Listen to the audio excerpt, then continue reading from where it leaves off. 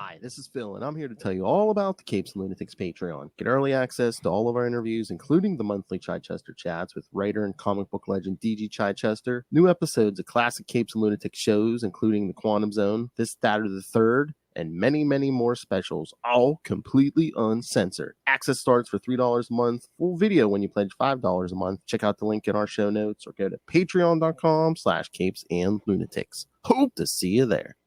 I love Batman. See, I mixed it up. All right, kids. Welcome back to another episode of We Are the Knights. the Batman podcast. That's right, kids. It's still September, so you know that voice, that deep voice you just heard. No, not me, Phil. Of course, it's Justin Yao himself. Swooping back into Gotham to talk about Knightquest, The Search. We're finally back to The Search, which I don't know. Did they struggle to find a place to put The Search? Because again, it's like I think so. It was, but each arc was in a different book every time, so it's like all over the place. Yeah, you really had Justice League Task Force, like Shadow of the Bat, and now Legends of the Dark Knight, which we're talking about today. Which I mean, that was usually those out of continuity or year one stories, and it's like all of a sudden, oh hey, yeah. These 3 issues is going to be something completely different. Smacking continuity. That's right. So yeah, reading these though made me realize how much I need to go back and complete my collection of this run, Legends of the Dark Knight, because I'm missing so many of these. Oh yeah, go back and get these. Oh god, hello Russell, Batman Legends of the O-Ring. It's like Jeopardy. He says the answer before the question, and the question, and it's like the question is, what is Ray's favorite movie? Legend of the O-Ring. Batman Legend of the O-Ring. I love it. I love Batman. Into the Dark Knight, all to do with Batman. Into the Dark Knight, all to do with Batman. Legend of the O-Ring. Into the O-Ring. Whoa! wait. Where did this come from, Russell? I'll take ape titties for 500, Alex. We're talking about Wilson Fisk. Ape. I don't know what hairy boobies you're looking at over there, Russell, but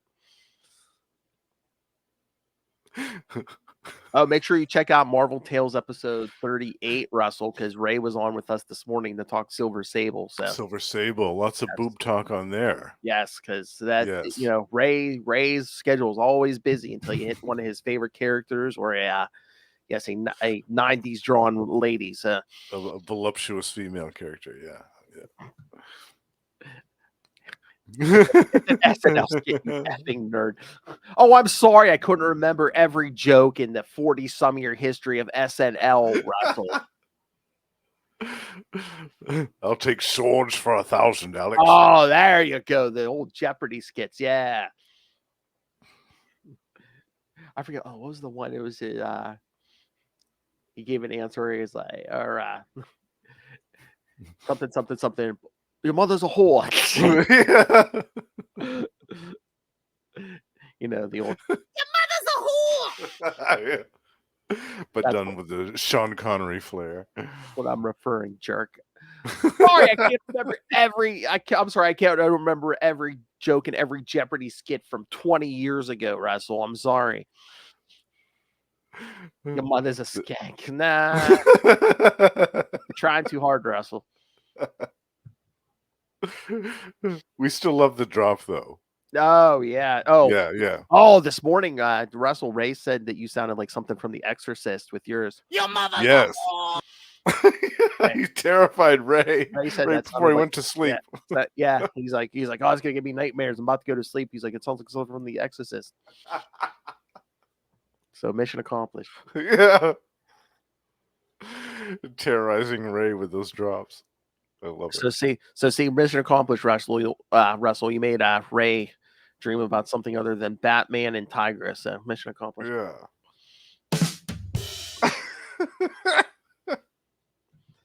All right. Oh wait, Exorcist. Exorcist Believer only in theaters this Yes, October. I'm going to be seeing that. Oh, I saw a trailer today when I went and saw Blue Beetle for was it The Nun 2 or something? Oh, Or what?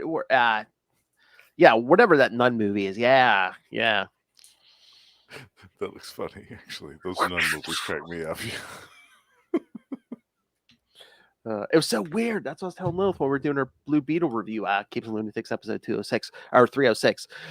No, I was saying it's so weird because it's like in the beginning, like you were getting a bunch of like kids trailers for like, like there's a new Trolls movie coming out. There's there's a Paw Patrol movie coming out. And then like the last trailer was like, yeah, that nun movie, A horror movie. yes, just straight up R-rated R horror movie. I was like, wow. They're going all over the place with these trailers. Justin's got a nun in the basement. What? It's true. She tells all of the fortunes that I want. Russell, they showed the wrong ass trailer. Probably. I mean, again, it was Blue Beetle, so I was like, okay, what audience are we going for here? Because we went for everything from like Paw Patrol to like an R-rated horror movie. I was like, okay, something for everyone. Exactly. All the kids' faces. Yeah. Can you imagine them watching that? At least there wasn't a ton of kids in there because again, unfortunately, Blue Beetle. I mean, I think there was 10 of us total in the theater. Oh, really? Oh. Yeah. I'm gonna go see it next weekend. Yeah. That's where his little line was saying. Hopefully, word of mouth will help that movie because I mean, they kind of dropped the ball in the advertising, but they did. Yeah, they needed to hype it up a little bit more. I think they spent, like Lil said, I think they spent most of their advertising budget on the Flash. Yeah, they did. Yep. How was the new episode of George Lopez? He was fun. He was funny in it. He's like he's the funny uncle. I can't wait to see it. I'm excited. Yeah, I'm excited for it. It'll be nice to see something different from DC. No, I thought the cast off the beaten path. Yeah, I thought the cast. Me and Lil both said that we thought the cast was good. They did a good job. Yeah, just I think that the story could have, like the writing could have used them more. Some more polished. The script was a little weak. Yeah. But yeah, no, the cast I thought were great, especially the family and everything. Like Jaime's whole family. Yeah. Although you'll see some superhero tropes in there. I'm hoping for Ted. Oh, he's hoping for a Ted Kord cameo. Not going to spoil anything. Well, they do mention Ted Kord, Russell. And you see, well, there's a Kord in the movie. I think it's the Susan Sarandon's character, right? Susan Sarandon is his like evil sister, but you also get the daughter of Ted Kord in here. Oh, interesting. That's like Jaime's love interest. Yeah. Ooh, okay. Yeah. Well, I like that then. Good. Russell, get up, hope for a Vic Sage appearance. All I will say is there is a mid-credit scene, so... Okay.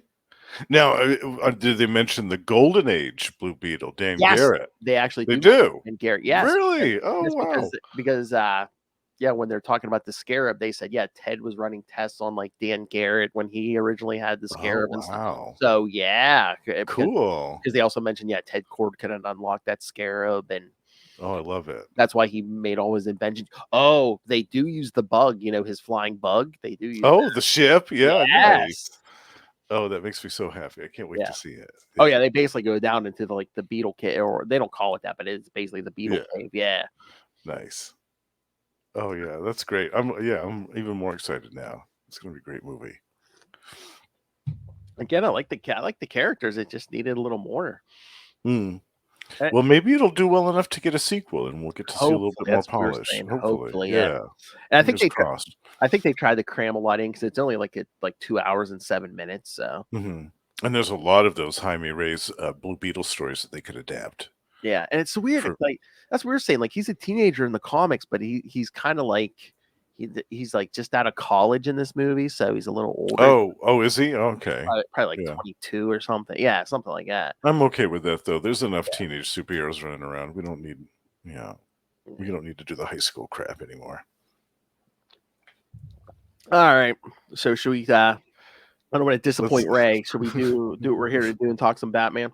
Yeah, let's talk about. This is actually the conclusion of the search. Knightquest, the search. These 3 issues. Oh yeah. So yes, concluding the search. We're gonna Dr. Plot Resolver is gonna resolve a plot for us. So. Yeah. All right. So So I guess this arc is Quarry. From 3-issue arc starts in Batman Legends of the Dark Knight number 59 from April 1994. Quarry part 1. Writer Mr. Dennis O'Neil. So yeah, pay attention, Russell. You're a question writer here. Dennis O'Neil, penciler Ron Wagner, inker Ron McCain, colorist Digital Chameleon, letterer Willie Schubert, and editors Jim Spivey and Archie Goodwin. I was gonna say, at least this isn't a case of somebody like editing their own stuff. Oh yeah, as some of them were wont to do. Yeah, we've seen that a lot recently, haven't we? Yeah, I could see Denny doing that, but nope. He was honorable. Let someone else do it. Yeah. All right. Bruce Wayne goes to a British doctor for a prognosis over his back injuries. Dr. Holder tells him that the only chance to recover his mobility is for Bruce to apply immediately for a surgery with transplanted fetal tissue in the spine. Alfred suggests the idea of starting the arrangements for traveling back to Gotham, but Bruce replies that they aren't going anywhere until they've captured Benedict Asp and Shondra Kinsolving. Asp is holding Shondra against her will, and she refuses to continue cooperating with him now that Asp doesn't have Jack Drake to extort her any longer.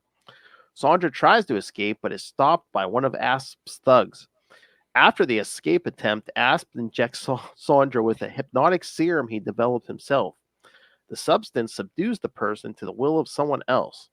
Shondra is down, and Asp sends some of his henchmen to kill Sir Hemingford Gray back in London. Bruce disguises himself once again as Gray to stay in a hotel room in London. He calls Robin to catch up with the information Bruce required him to get over Shondra Kinsolving. Robin tells him that Sondra's real name is Sandra Asplin. She grew up in a town called Slag Lake and was adopted at the age of 6 by the Asplins, and that Mrs. Asplin still lives there. As Bruce is about to hang the phone up, he sees a man in the mirror reflection at his back entering by the window, and he throws the phone at the man, tossing him out of the building, but that action just causes him more pain.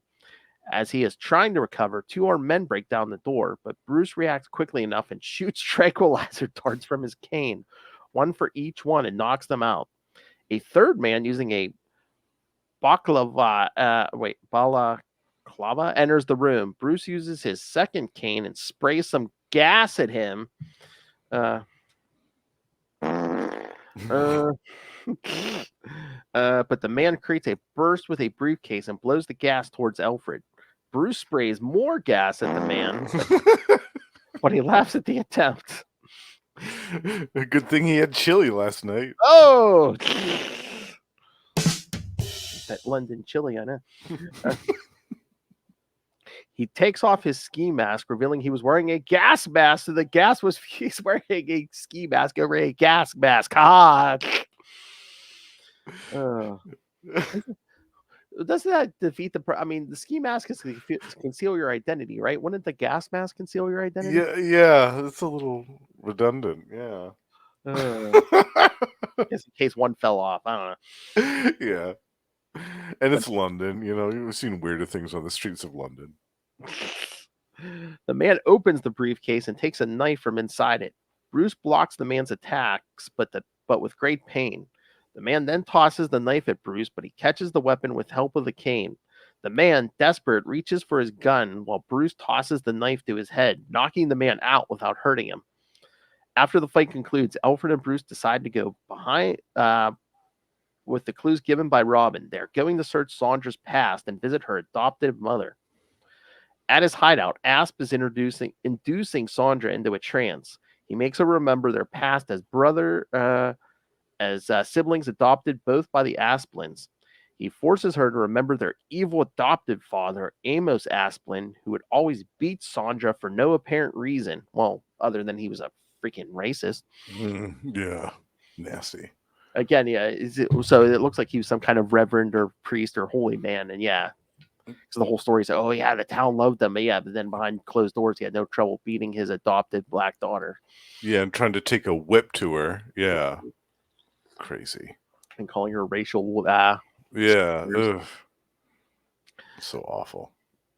So I wonder if you think Denny was like trying to say something about like I mean we were talking about televangelist this morning. Was he trying to say something? It was like, oh yes, all these holy men aren't so holy sometimes.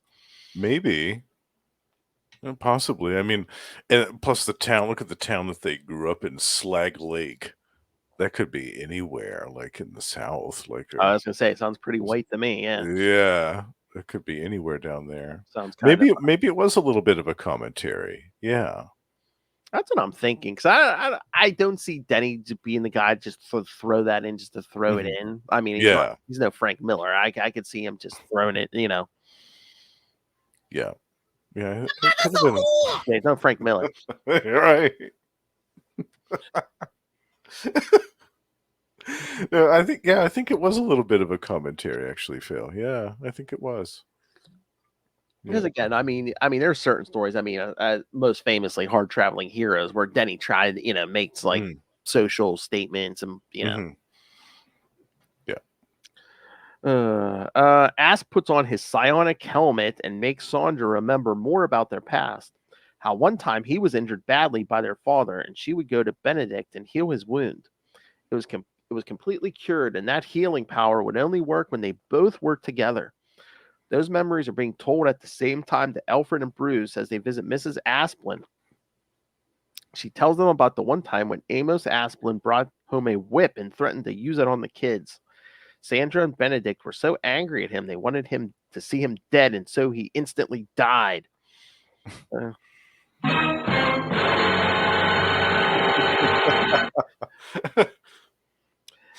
Asp orders Shondra to think of the hate she had for Mrs. Asplin for doing nothing to stop Mr. Asplin. With the hate thoughts of Shondra in mind and Asp's psionic helmet active, Mrs. Asplin dies in front of Bruce and Alfred. Asp rejoices the success of the plan and states that the next victim will be Sir Hemingford Gray.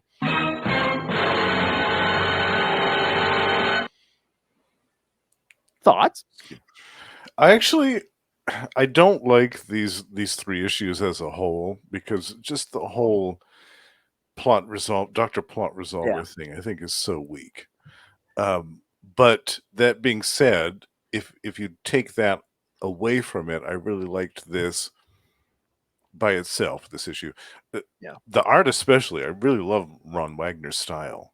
And especially that fight in the hotel room between Bruce and those 4 guys. Like, there was hardly any dialogue in a lot of that. It was just action, but it was so good and so well done.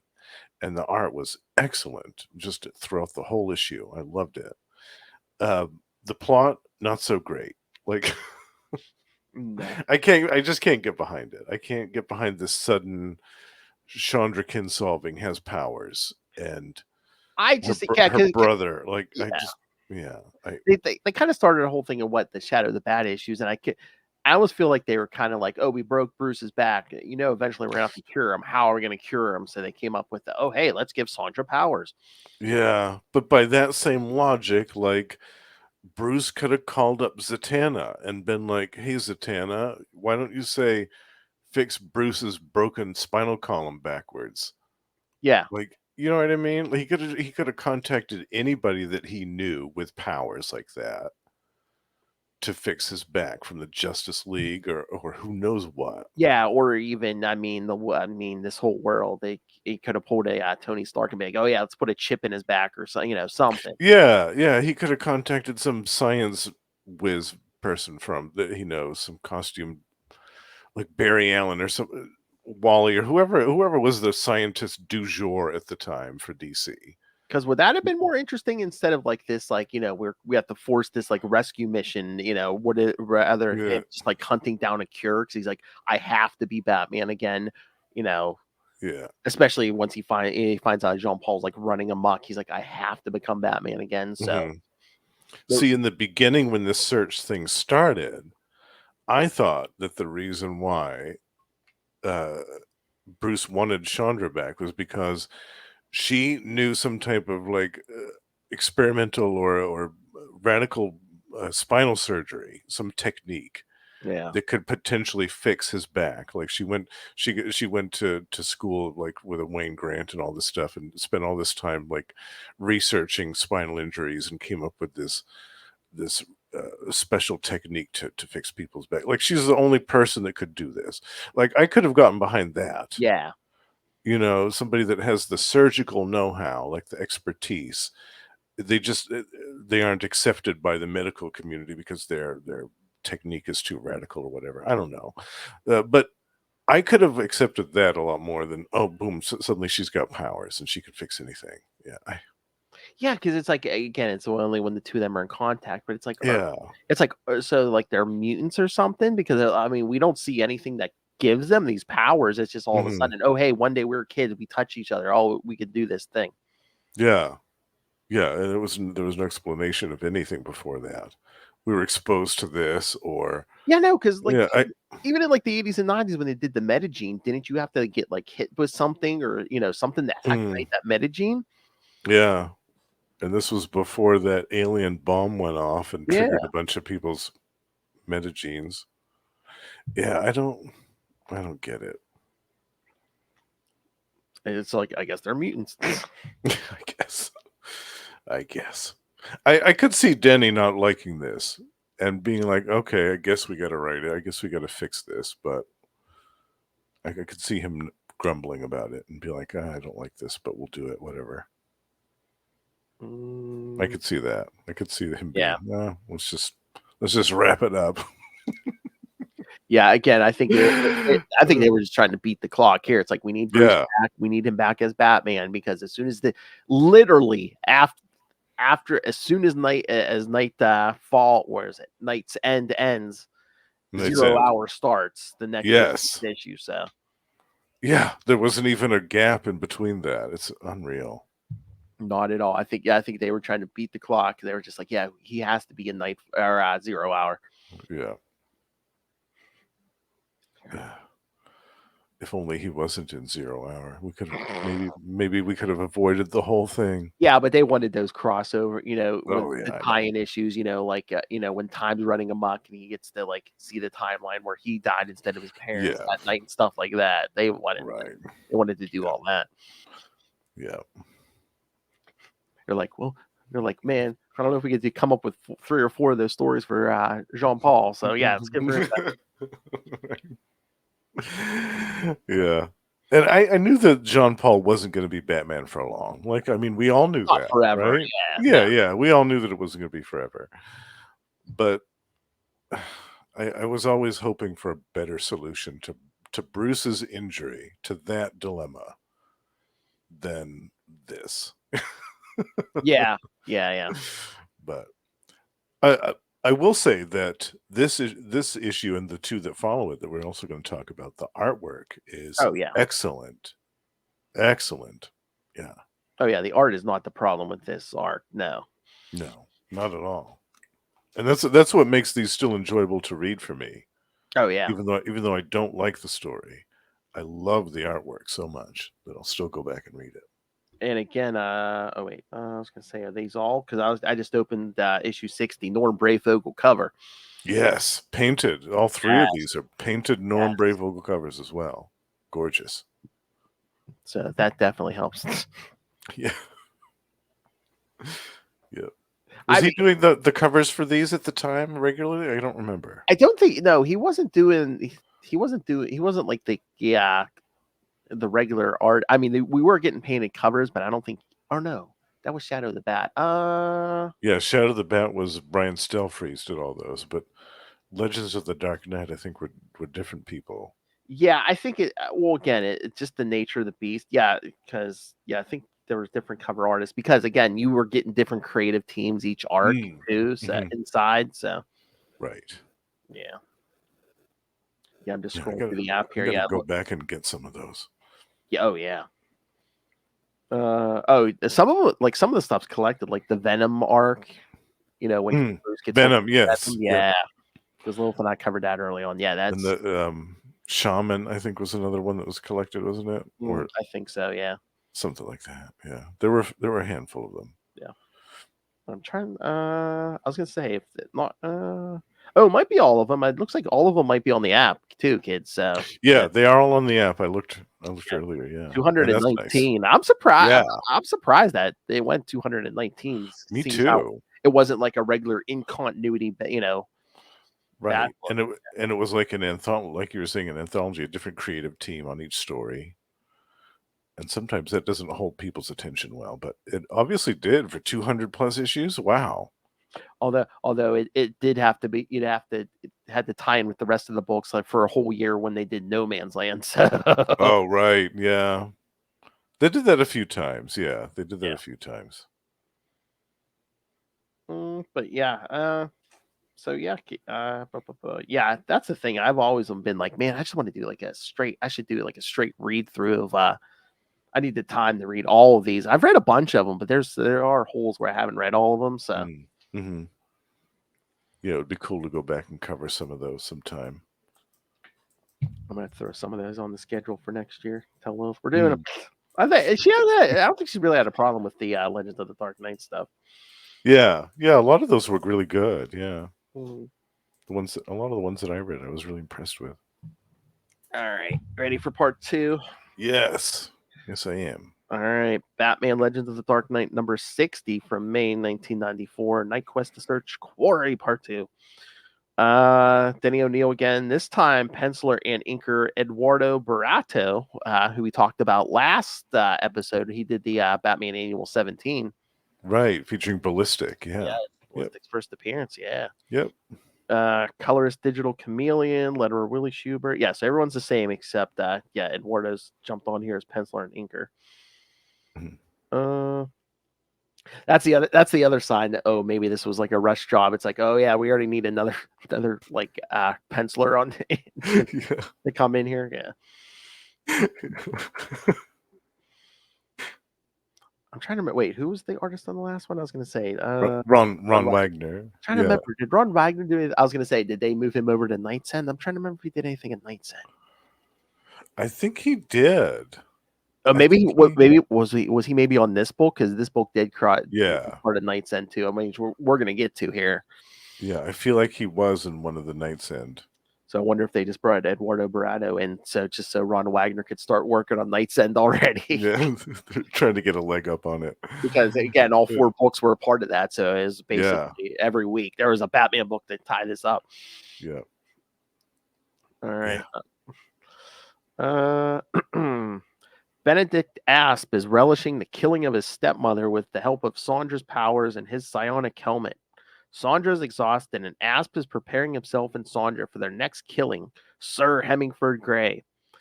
Bruce Wayne and Alfred Pennyworth witness Mrs. Asplin's death. They are leaving England and are heading to Gotham City. As Bruce is in the car checking some data over Asp on the computer, Asp is ready and sets his plan in action. He intends to kill Sir Hemingford Gray with Shondra's powers and his own amplified with the psionic helmet. Yeah. Bruce feels something strange and tells Alfred that if Gray had been real, he would have probably just died. Boo. Uncertain if the plan worked, Asp decides to threaten a world leader to obtain $50 billion. How about no?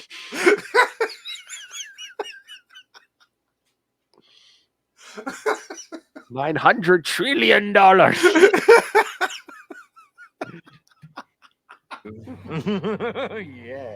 Yeah, baby.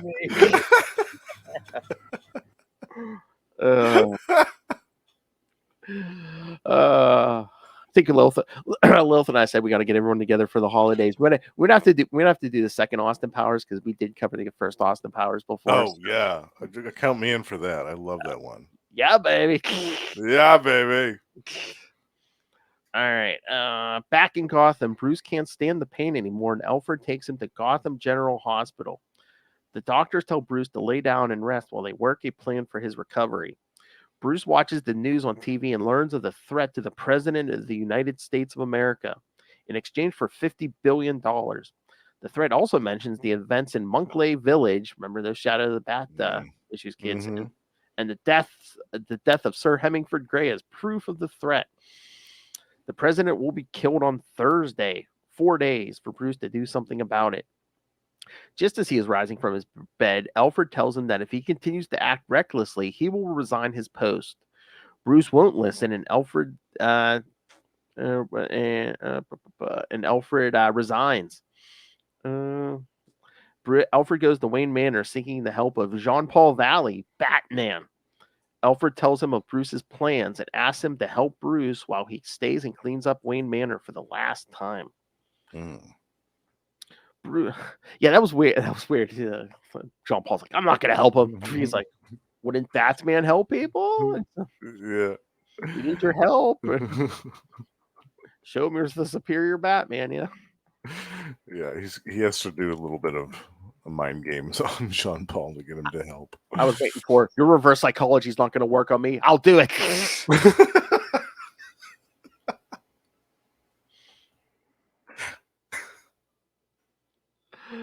And I'm like, I mean, I was like, what was John Paul so afraid of that Bruce was going to like try to come back and I guess afraid he was going to come back and try to take the mantle back. But I'm just like, yeah, why wouldn't he help him? Yeah, what's his reason? And if you're that attached to Gotham, it's like let Bruce take Batman back, be your own thing, have Azrael chopping criminals up, Exactly. Yeah. I mean, the hallucinations in your head are arguing that you should be Azrael. Yeah. But again, he's not in his right mind, so. Yeah, that's true. Bruce disguises himself one more time as Sir Hemingford Gray. I thought he was dead, and causes a great disturbance that appears in the local newspapers. Intrigued by how the old man could have survived, Asp plans the capture of Gray on his yacht at the Gotham docks. Bruce leaves Robin a recording letting him know of his current plan and indications of what to do if the plan goes wrong. At that time, Jean-Paul Valley saves a man in a wheelchair at the docks, thinking it was Bruce Wayne. The man is just a decoy to distract him from the real capture. By the time he realizes this, Bruce, posing as Gray, is already captured and is being led to Asp's hideout. All right.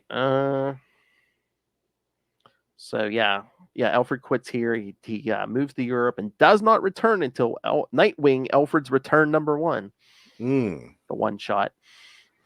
Yeah, this is the beginning of a little bit of a rift between these two. Wait, what is this? I don't know if I've ever heard of this. It could have said Jean-Paul appeared last in Chain Gang War #12. Chain Gang War? Yeah, #12. So there's at least 12 issues of that thing. I've never heard of that. No, I've never heard of it either. There's no synopsis for it, so I don't know what the hell's going on here. I would assume it's something in Gotham since Jean-Paul shows up, but the only character name that's looking familiar to me is Deathstroke. So I don't know. Weird, huh? Yeah. Chain Gang War. I don't remember that at all. From June of 1994. So yeah, I don't know. Oh, I just looked at the cover. I do remember that cover. Okay. Yeah, but I didn't read it. Wow. Jean-Paul was in that. Okay, interesting.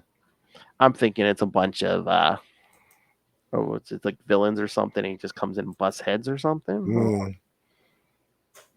Yeah, that's a new one on me, Yeah, I haven't heard of that. Well, that was really buried in the 90s. I didn't hear of it. Yeah. 1994, June. I wonder if that's on the app. Oh, and it was saying last issue and this issue, despite being part of Knightquest, this issue wasn't included in Batman Nightfall Volume 2 Knightquest collection. Yeah.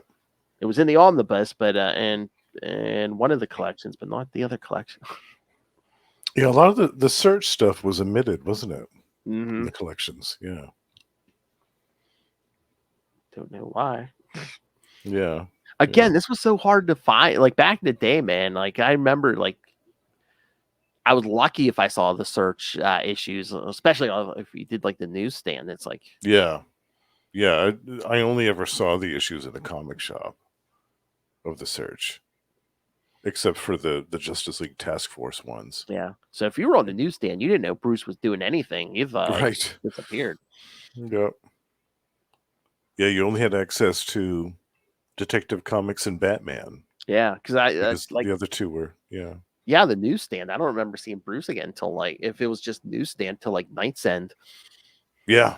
or there was like a Robin issue that's like the prequel to it. Yeah. Mm-hmm. Yeah.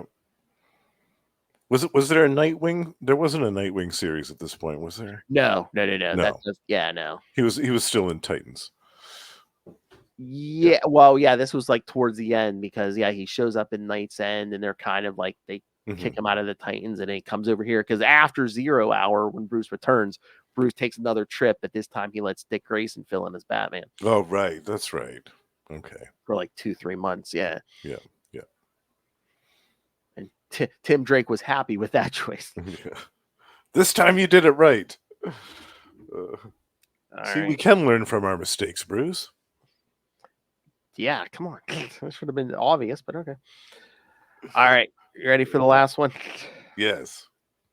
All right. Batman Legends of the Dark Knight 61, June 1994. Quarry Part 3.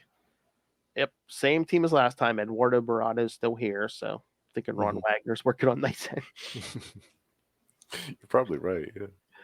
Jean-Paul Valley as Batman brutally beats a thug who played a decoy for him, and Batman is left without a clue of Bruce Wayne's whereabouts. Boy, narrow that. What issue is that? Narrow that down. Jean-Paul Valley as Batman brutally beats a thug. Let's narrow that down. Right, yeah.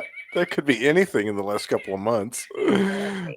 That could be anything since Batman 500. I don't know. Right. Make you eat your eyeballs, tough Tony. With fava beans and a nice Chianti. Bruce is taken captive by Benedict Asp. Bruce is disguised as Sir Hemingford Gray, and Asp tries to discover why his psionic weapon didn't work on him. Asp tries one more time and forces Shondra to feel hate towards the man she is looking and listening to. Though she doesn't recognize Bruce, something in her subconscious snaps, and she does not only recognize the man as Bruce, but also as his secret identity as Batman. The procedure doesn't kill Bruce, but knocks him out for some time. Asp locks up Bruce and waits for the right moment to kill him. Back in Gotham City, Commissioner Gordon and Robin track a homing signal equipped in Bruce's wheelchair and find out that Bruce was taken to Santa Prisca. There's a tropical storm at the time on the island, and they cannot establish a connection. When Bruce wakes up, he manages to escape from the room he is locked in. He then takes down one of Asp's thugs with gas from the wheelchair. Bruce finds where Shondra is being held captive and talks to her. Shondra has developed some kind of personality disorder, speaking as if she were a little kid and then would speak normally. The conversation is being heard by Asp with a hidden microphone in the room. Shondra then tells Bruce that he can change into Batman and take them both out of this place. When Asp hears that, he realizes that Bruce Wayne and Batman are the same person. He decides to act immediately and kill Bruce. Asp enters the room with his thug, but Bruce is prepared to fight them. He starts the fight against Fritz, Asp's thug, and Shondra helps him by containing her stepbrother until Bruce finishes his fight with Fritz. Bruce knocks the guy out for a third time, but this feat costs him almost every bit of energy he has left. Tired and in pain, Bruce reveals his feelings to Shondra and asks her, says he asked to marry. He said right before she was kidnapped, he was about to ask her to marry him, which I feel is kind of weird because I don't even know if they had like a proper date at all. I remember we talked about in another episode, there wasn't really any lead up to their romance. It wasn't delved into or addressed properly at all, to my knowledge. It almost seems like one of those tropes where it's like, oh, the main character has to feel like a romantic connection to this person to go save them. It's other than, it could have just been, oh, hey, she was like trying to help me, especially after I was injured, and she's an innocent, so maybe I'll go save her. Right, and she was like, she had something to do with Jack, Tim's father. Like, wasn't she helping him at one point? Like, yeah, because after he woke up from his coma and stuff, she was doing rehabilitation with him. That's how they knew, when after Bruce gets his back broke, and or even before, I think when he was getting tired, burned out during Nightfall. It might have even been Tim, or it's either Tim or Alfred who's like, oh yeah, hey, why don't we contact this doctor who's been working with Jack Drake? Right. Yeah, so I mean, why couldn't he have gone after her for that reason as well? Because she saved Jack Drake's life, Yes. you know? Or Yeah. as Alfred told Jean Paul last issue, doesn't Batman help the innocent? Right. But no, he wanted to marry her. Okay. Doesn't Batman help the innocent, even the ones he doesn't want to bone?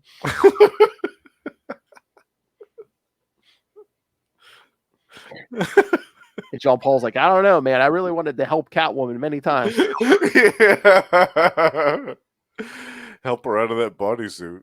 Oh, I've been Yeah. replaying Into the Cave over and over, helping her.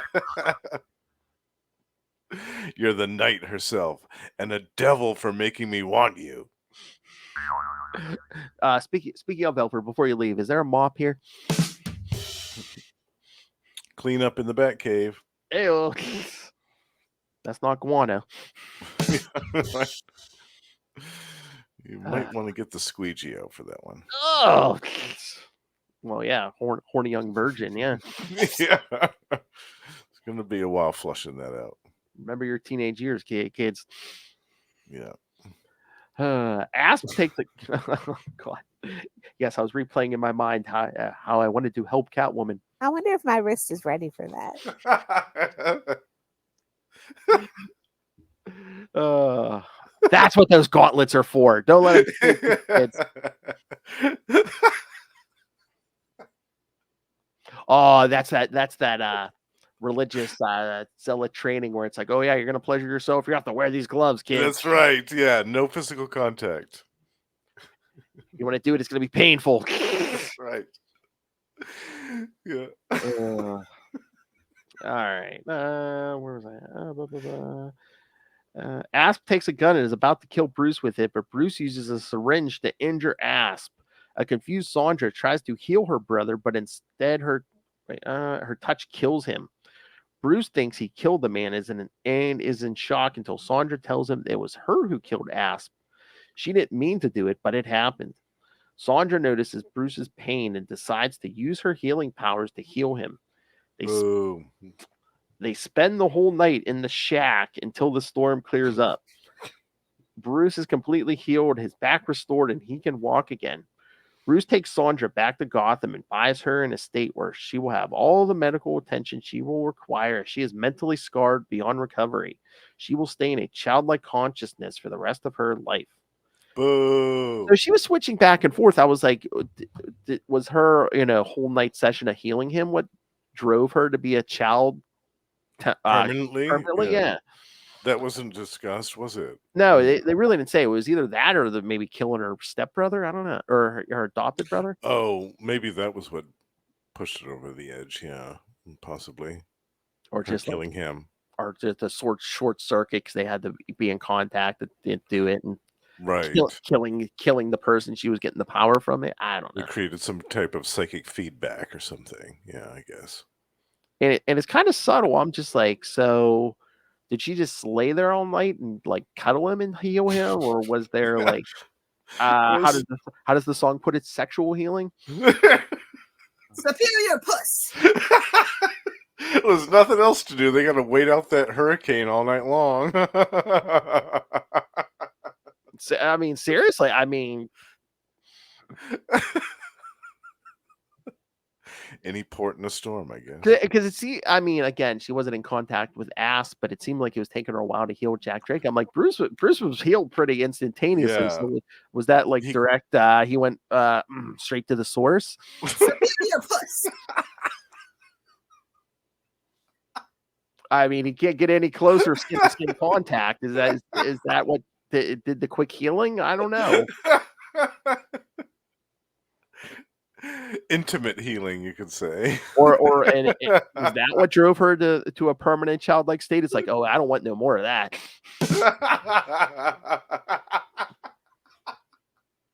That was awful. that rich man penis scarred me beyond repair. Yeah.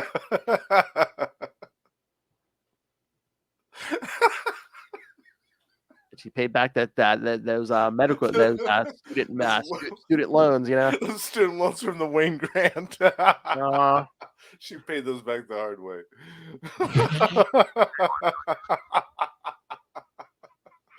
Yeah, I love how he's walking along the beach the next morning just carrying her. And this man has been in a wheelchair for months now.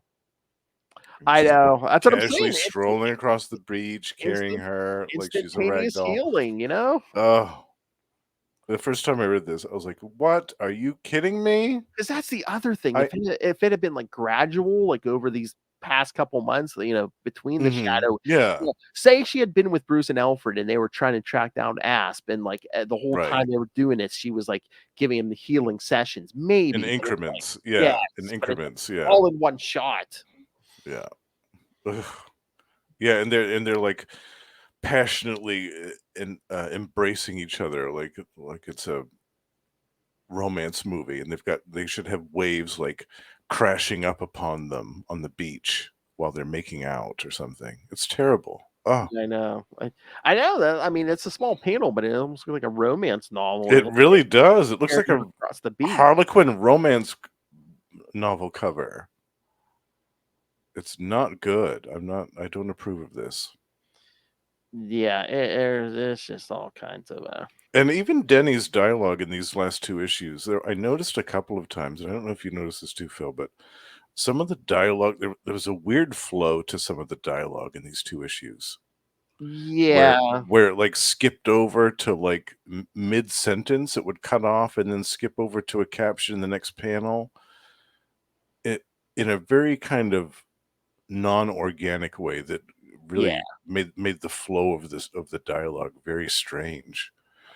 And I thought that was awfully weird for Denny to have weird, broken, chopped up dialogue like that. Y Yeah, that's what I'm saying. I swear there had to been something going on here, whether it was Yeah. a rush job or I think this was a total rush job, Phil. I think that they had because Ron Wagner, I looked at, he does the artwork on the following issue. You're right. yeah, that is Night's Which, End, which is yes. Night's End. So I think what they did was they had Denny rush through the script for this. They said we have to make it 3 issues. Let's tie it up with Shondra, and we have to get rid of her at the same time. Because I mean, that's another thing I don't like about it. So she's the focal point of this whole story. Bruce has gone through all of this stuff to save her life and get her back. He was in love with this woman. He was gonna propose to her and marry her.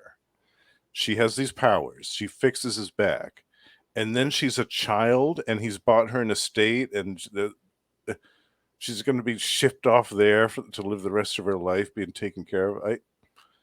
Ugh, it was not. I think we do. I think she does make one more appearance. I believe it's in the Azrael series, so we're gonna get to that. Oh, yeah, wasn't it later on in the series? Might have been in the early teens or something. Was it? Okay. Yeah, it's within the first year or so, I think. Yeah. Oh, it is. Okay. Yeah. But so this isn't the last. We'll see Sandra at least one more time next year. So Yeah, but it seems like such a weird thing to do to her character after all of that effort that they went through to I get know. her. Well, at least they didn't kill her like Oh, I Asp know. and his henchmen, because like the minute Asp finds out he's bruised, I remember the first time reading this, I'm like, oh, he's dead. Yeah, right. Yeah, he's Both on. of them, Fritz and the doctor. Yeah, Oh yeah, yeah, because they both find. I'm like, oh, they're both dead. yeah. Exactly. Yeah, they talk about Fritz is drowned. It's drowned in the storm or something. Yeah. And then it's like Sandra knows he's Batman. It's like, okay, so if she doesn't die, she's either gonna something like this or like complete amnesia, something. Right. Yeah. I don't know. I just didn't like it. Like I said, though, I love the art. Like in this issue and the last one, there were some great panels of Asbats, Jean Paul, and there was a beautiful full page one where he's kind of like leaping down from above onto these Oh two yeah, guys on the waterfront on the docks. I love that. It's so good. All the panels with the Asbat suit that Eduardo Barreto did were gorgeous, and as I was rereading these, I was wishing that he had done some more with that character because they just look so good. oh yeah. And he was inking his own art, and it looks great. So even though I do think that these issues were a rush job, they were still good in as far as the art goes. Oh, the It art, was still really visually impressive to look at. And I also really liked the dialogue with Alfred.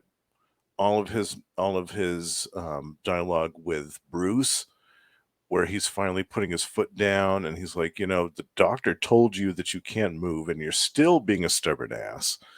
So I'm going to quit. I'm going to do the only thing that's left to do to me, and the only thing left I have, and quit because you're not going to listen to reason, which admittedly, if we're honest, Alfred probably should have done a little bit earlier than this, but that's okay. Yeah, true.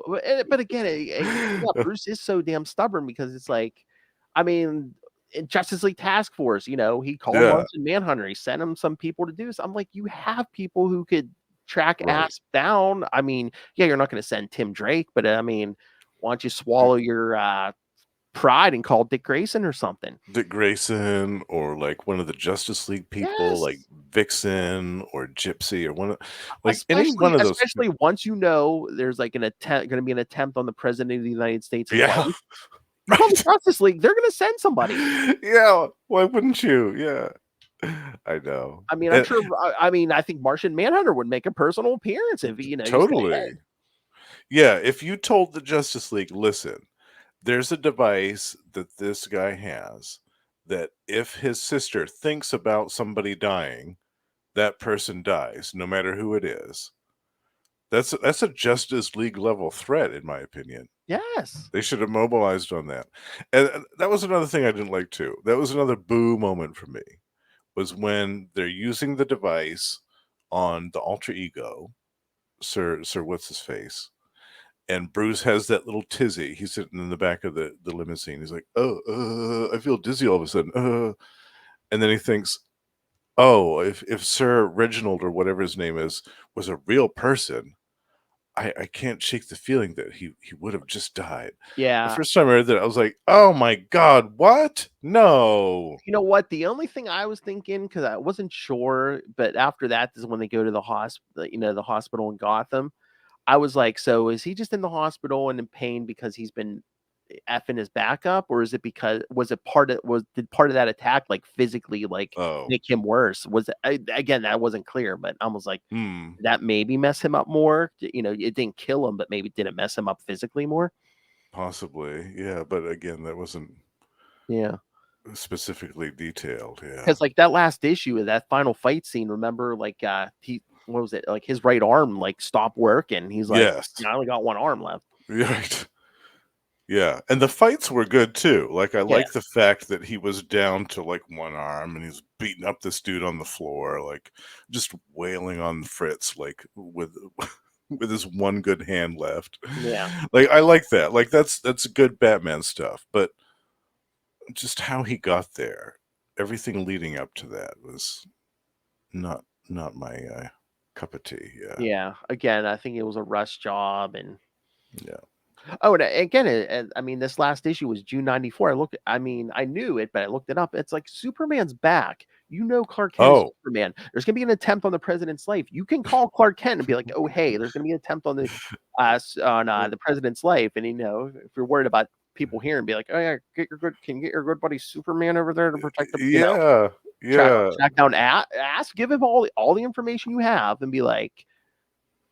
Especially if you think, like you might be in Santa Prisca. Yeah, go check, Hurricane ain't going to stop Superman. Yeah, exactly. And that would have been great too. It would have been a great reunion for those two. Yeah. To see Clark come back. Oh my God, Clark, you're alive. And he'd be like, hey, Bruce, how's it going? And because they don't hook back up till 0 hour. Yeah. Yeah, that would have been gorgeous to have that moment like that. And he could have flown Bruce and Shondra back to the mainland, away from danger. That would have been much more enjoyable than what we got. Well, again, he's stubborn and too. I mean, that's like the downside. I mean, DC Marvel of having like a shared universe, because it's like stuff like this. It's like, why wouldn't you scream, "Hey, Superman"? Mm-hmm. Yeah, that's true. That's what I said. Then again, if you did that with a lot of things, then it would kind of make the plot redundant. Yeah, but in this case, I would like if there was a threat like that where somebody could just think about somebody dying. Yes. And it happened. Like, that's a Superman. That's a Justice League Superman level threat for sure. Again, if he knows Clark Kent is Superman, so he can track Clark Kent down. And again, we've seen him. He contacted Martian Manhunter before, so he can contact the Justice League. Yeah, He's got ways, totally. Hell, he knows Outsiders. I mean, come on. Right? Yeah, he could have had the Outsiders do some stuff too. Yeah. Ugh. I don't know. I like I said, I enjoy these issues for the artwork, definitely. I enjoy the depictions of Asbats in these two Yeah. issues a lot. I love the Ron Wagner art in the other issue. I can't say enough good things about the artwork in all three of these, and the gorgeous painted covers by Norm Brayfogle on all three of them. But just the story, stinks. Yeah. Oh, and another plot hole. I mean, we'll get there. I mean, I think it's the at John Paul and Gordon have like their showdown in Shadow 28, which we'll get to here. Oh yeah. But yeah, it's like, that's but in that Shadow the Bat issue, it seems like Gordon's still like, oh, is this really Batman? Is this not really Batman? But then, I mean, again, we're playing weird with the timeline here. But it's like, but in the what is it, the second or third issue here? He's telling Robin, he's like, oh yeah, I heard, yeah. Did you get that from the real Batman and not that poser that's like, Oh. hanging around? And Robin's like, oh wait, he's like, Yeah. yeah. When did you figure that out? Yeah. Because he said when Bruce called him, he mentions, something, incident with a bridge, which I'm assuming is from year one. Mm-hmm. The end of year one, yeah, when Gordon's baby gets kidnapped and Bruce jumps. Oh, right. Yeah, but yeah, that's what I'm assuming. Again, there's probably more than one bridge thing that's happened in their history, but probably a few, yeah. Yeah, when was that? It was that miniseries that we covered a few episodes back where Jim it was like the lost story where Jim realized that Asbats wasn't the real Batman. oh, was it that Turning Points issue? The Turning Points one. Yeah. So I wonder if that was supposed to be like the moment that Jim knew. Yeah. But I'm wondering where that was set in the overall chronology. I'm wondering because that was written way later on, way after it was right with. So yeah, I don't know. Yeah, I took that to be like the moment that Jim figured it out, but I don't think that it was, or if it was clear, I don't remember when it was set in the timeline of Knightquest. Well, that's always so weird because it seems like it takes him forever to figure out Jean Paul, but it's like, but again, maybe because he has the experience. By the time Dick Grayson takes over, he seems like he's like, oh, I know that's not the original Batman, but I'm like, right. He's wearing the same suit. He's he's acting more Bruce than Jean Paul was. So why are you all? Yeah, right. And again, I'm always like, why didn't they just go to Gordon? I mean, you don't have to tell him your real name, but like, Commissioner, it's me, Nightwing. Right? Yeah. So it's not the original guy, but you can trust me. Yeah, we've worked together before. I don't know why they don't do that if they're afraid it's going to get leaked. But I'm like, you're going to sneak into Gordon's office and whisper in his ear, "It's me, Nightwing." Yeah. There's only a handful of people that do that, and you're one of them. So what's the problem? Yeah. All right. Yeah. What are your overall thoughts on these? Again, I mean, I agree with all your I think we have like the same thoughts where it's just like, yeah, things could have been done differently. But again, was it a time issue? Because again, we had to squeeze in it seems like the whole time we were squeezing in the search, but next issue of this, it's going to be Night's End and then right in the 0 hour. So right. Yeah, it was like, I think you're right. I think that they were up against the time crunch before the next big event happened, and they had to wrap things up quick. Because most of Nightfall and Knightquest, Legends wasn't involved, but now all of a sudden, we're getting a 3-issue. 3 issues, and admittedly, a lot of this story could have been wrapped up in 1 or 2 issues. Yeah, they didn't really need to drag it out and have it go all the way to Santa Prisca in the middle of a hurricane. Yeah, I know. I think that was the reason why it's like, oh, hey, Jean Paul's not involved, Tim Drake's not involved. They just want Gordon can't come rushing to the rescue. Right. But you know what? But you're saying it didn't have to be 3 issues. You know what? As quickly as we thought this was resolved in 3 issues, can you imagine if they only did 1 or 2? How quickly that would have seen resolved? Oh, that's true. Yeah, that's very true. Yeah, you're right. Especially the ending of this 3rd issue. Yeah, especially 1 issue. We're like, what the hell? We went through all these months of this, and then she heals him in one issue. Yeah, right. Yeah, no, you're right. Yeah, 3 issues feels good for this. But the overall story feels like it was rushed. You know what I needed on that last page? Him walking across the beach carrying her, and then like in a little panel off to the side, you just see Bane sitting in his cell. He sits up and goes, "Son of a bitch!"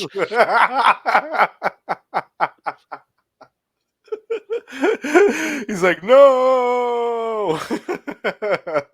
Oh, like in Harley Quinn, no.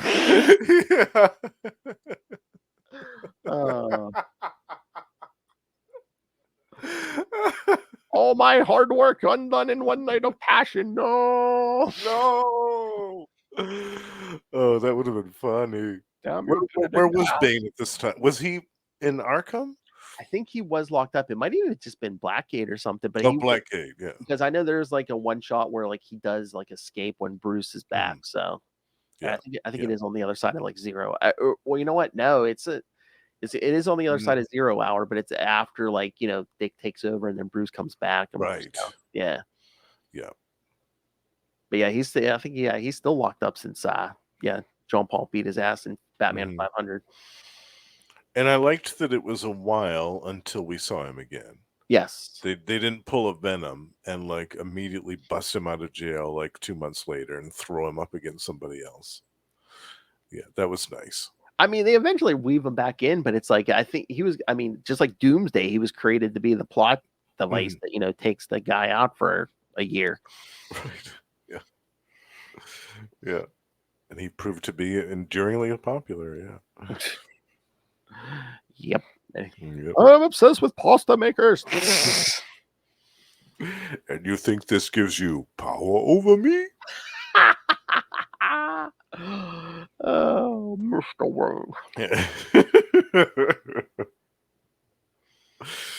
Well, again, Dark Knight Rises is still better than Batman and Robin, where he's just like grunting. Yes. Yeah, with whatever that Nickelodeon, that glowing green goop on Nickelodeon Slime Time was, that stuff running through his veins. Oh God, yeah. Remember that glowing green Venom stuff? It was so bright you could see it from space. I know. Again, that was Schumacher. That was all. Both those movies were neon, everything, and oh God. Yeah. Oh, what a mess. I know. All right. Anything else? No, I think we lambasted the. I was going to say Ray should listen to this issue because we poo-pooed on a lot of Batman. Yeah. Again, the artwork was great. The story, not so much so. Yeah. Pretty dumb, all of it. And again, Denny's a good writer, so I'm thinking he is. It was like a time thing or something. It had to have been. Where he got marching orders like, you got to do this, this, and this. Like, all right. That's what I think it was. I think they were like, you've got to wrap this up. We don't care how you do it.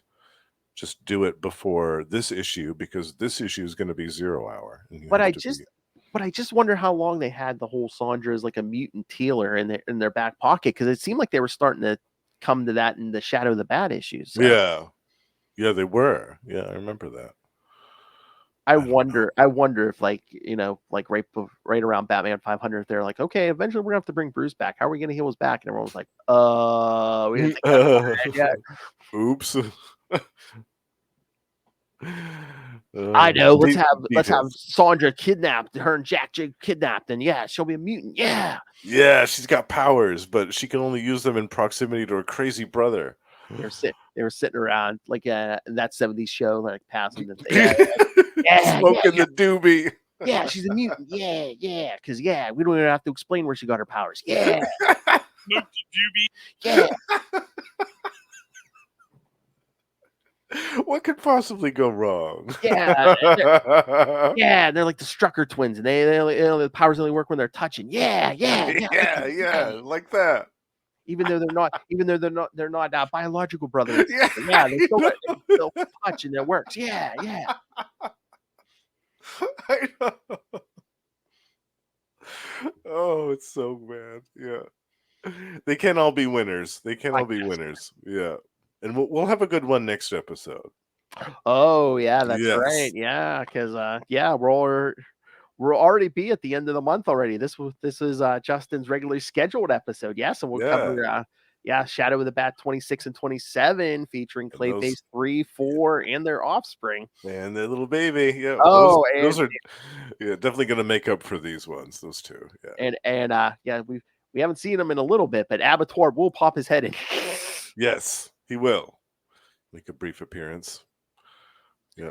I'm wondering now if we should look up that Chain Gang War issue and see what that was about. The one that Azrael's supposed to be in. Yeah. Maybe we can look it up. Maybe add it to an episode somewhere. Yeah, because I had no idea about that. I don't think I ever heard of that series. And again, it's like 90s comics, especially if there was a Batman, any kind of Batman appearance, I would have heard about it. But yeah, man, that must have been buried. Yeah, no, I remember the ad for the first issue, and I remember that cover, but I never read it. I don't remember anything about it beyond that. But maybe we can check that out and see if it's worth adding to the schedule. We'll do our homework, kids. Yes. Send in your feedback in the meantime. Did you like Dr. Plot Resolver, what they did to her? Let us know. I know Lilith didn't. All right, so next time Batman Shadow of the Bat 26 and 27, and then in 2 weeks Lilith will be back already. So yeah, like I said, we'll cover 2 more weeks of Clayfaces, getting into some of their first origin stories, and nice. And then after that, it'll be episode 150 already, and Batman Mask of the Phantasm. I think we're gonna do a live watch. So yeah, I'm gonna try to get in on that. Yeah. Yes. All right. Yes. I'll tell Lilith. We'll try to work the schedule so you can join us. That'd be fun. All right, kids. So send us all your thoughts. Dr. Plot Resolver, Benedict making an asp of himself, upcoming Clayface stuff, all of it. Yeah. Send in your Clayface thoughts. Yes, and again, we're gonna close out Night's End by the end of the year. So, December. That episode's gonna be Night's year end.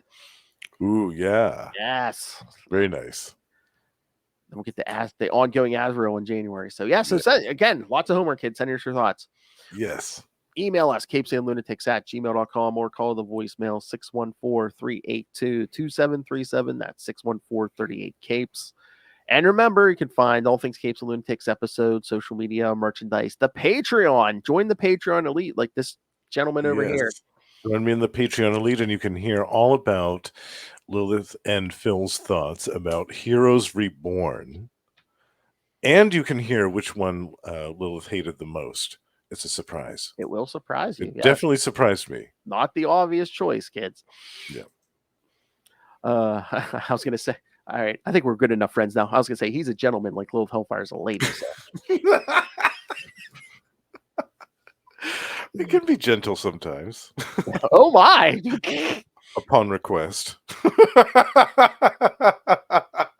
right. He's gentle with those biscuits. Be gentle with me. Oh no, where's the other one? I was just I think she has one that says be gentle with the package. Which we know Justin is. Very much so. No. I think the pants come off next. Nah, that's not it. Smash it. No. That's a classic. I know. I know we haven't played in a while. Again, there's so much. That's like we were closing out the Blue Beetle review. I was like, I'm looking for a clean drop for you, Lilith, and in 2 pages, I can't find any. You got to do a censored and uncensored page. Oh, that censored page would be kind of small. Yeah. Phil makes it look so easy. I know. Some men just want to watch the world burn.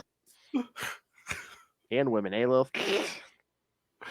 Sometimes. Oh man, Bray's blowing up the messenger. All right, all right, kids. So yes, all right. So Justin, he's doing double duty.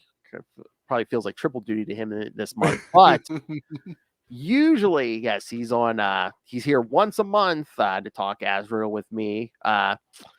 We're now me, him, and Tyler twice a month on Electric Mullet, the Superman podcast, where we're going in order from John Byrne's Man of Steel onward.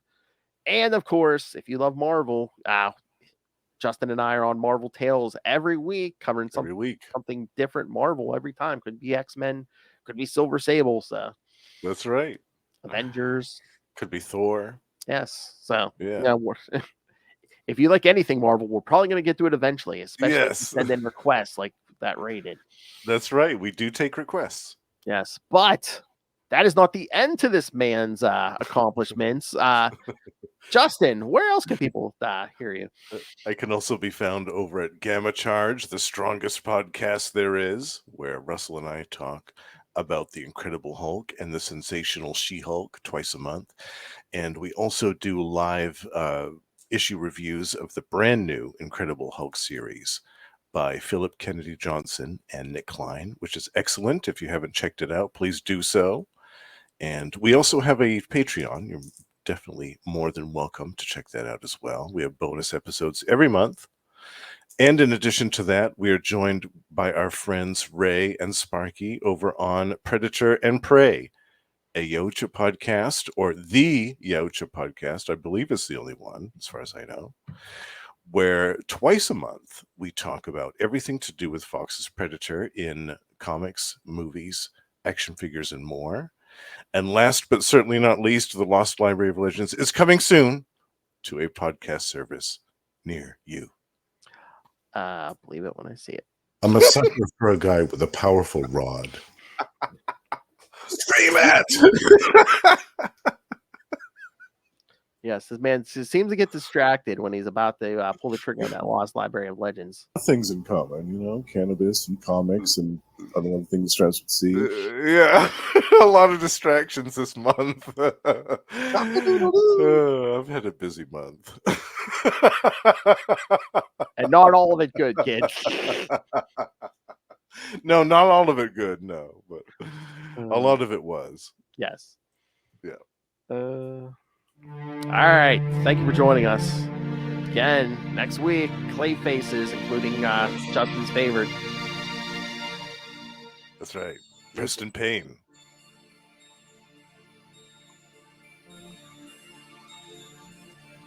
And again, if you want to hear more Justin, yeah, he's all over in September, so That's right. better be sending him a little Hellfire should send this man a gift. No. I don't need any gifts. I don't need gifts. It's all fun. So I was gonna say, like, Will's doing a few episodes with me to like fill in for Salty and Petty, but I mean the majority of Will's heavy lifting for the month of September is this man. So It's all been fun. I've enjoyed every minute of it. Even Dr. Plot Resolver. oh yeah, I mean you guys are the reason why I'm like Will's like I need another September off. I'm like okay, as long as the boys will want to record with me, that's fine. Absolutely. We can All do right, more kid. of this. We can do more Wondercast. We can do all Exactly, kinds of which stuff. we are going to. Yeah. All right, join us next time, same bat time. Same bat channel. Fear the night. The Batman Podcast. Watch out for those gas attacks.